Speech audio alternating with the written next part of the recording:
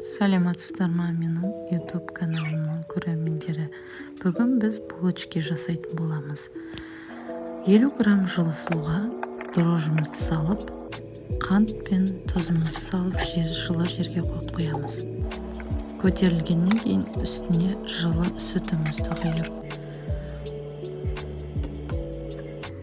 сұйық майымызды құямыз, ванилин,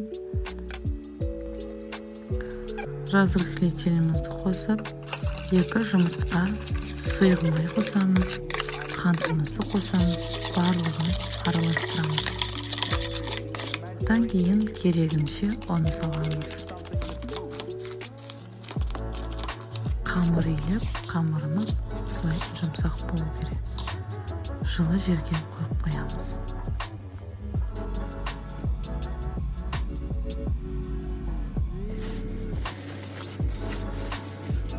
Көтерілгеннен кейін оны 2 бөлікке бөліп, қамырымызды жая бастаймыз.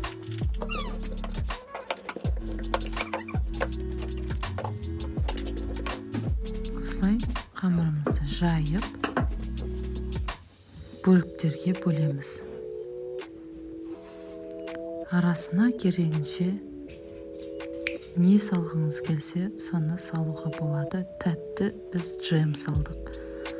Осылай рогаликке қылып,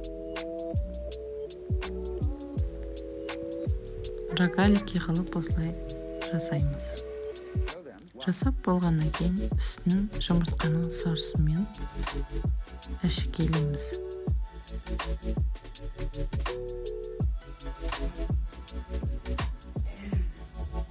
Және екінші түрін істеуге болады.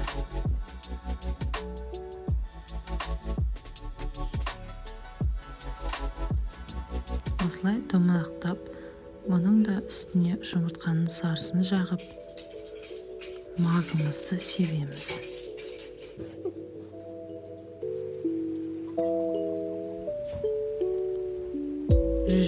градуста қызарғанша пеште ұстаймыз. Мінекей біздің 2 түрлі булочкамыз дайын болды. Астарыңыз дәмді болсын.